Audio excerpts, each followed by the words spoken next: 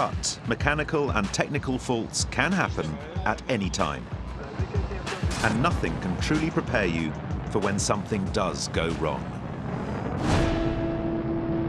Flight QF32 had just left Singapore for Sydney.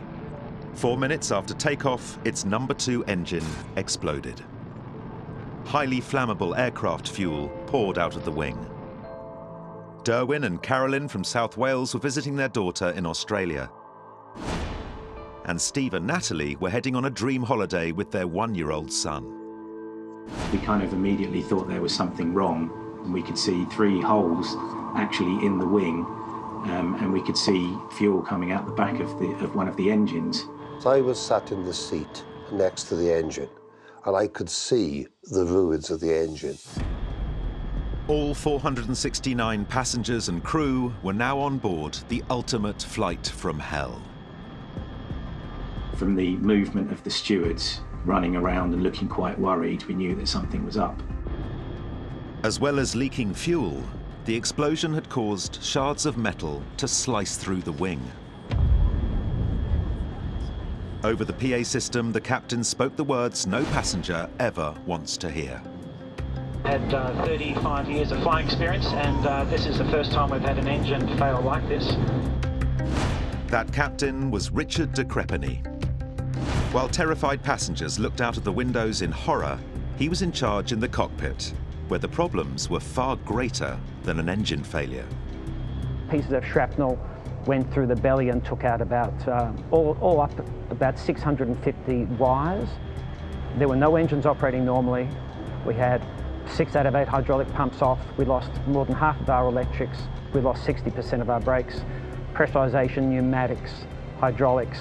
21 out of 22 systems were affected to a great degree. While the flight crew tried to work out how they were going to land the plane, their other priority was to reassure the terrified passengers. So what's happened is engine number 2 has had a failure. There are systems that have been affected. He says, you'll notice that we have a problem with one of our engines. Don't want you to worry about this at all because we've got other engines. I'm sure you are aware we're not proceeding to Sydney at this stage. We're making our left turn now to track back towards Singapore. And we all thought, oh, it's all right then.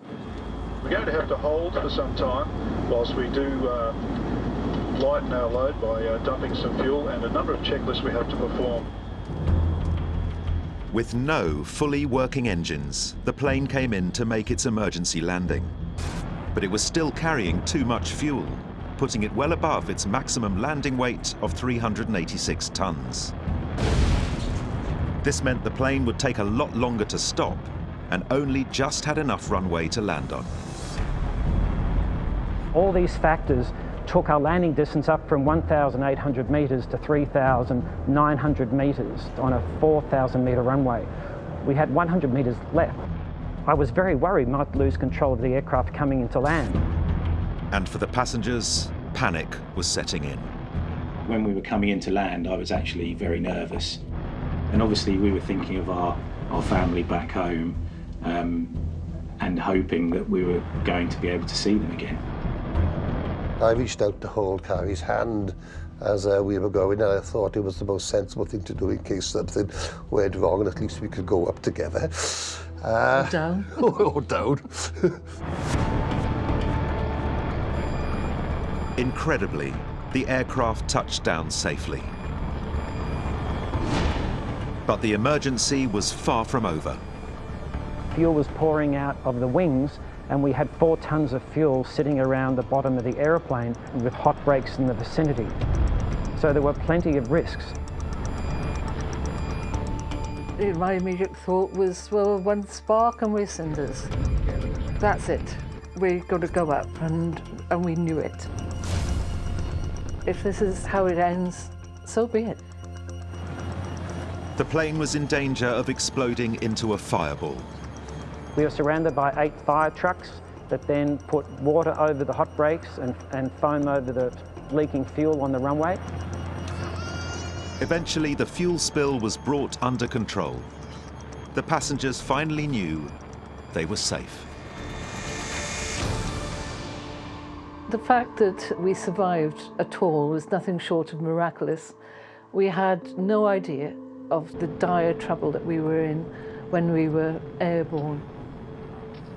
Steve and Natalie remain eternally grateful.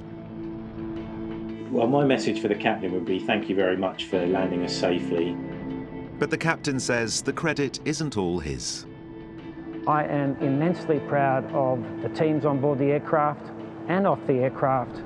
I think to some degree QF32 is one of the great stories of aviation, not because of me, but because of the teams.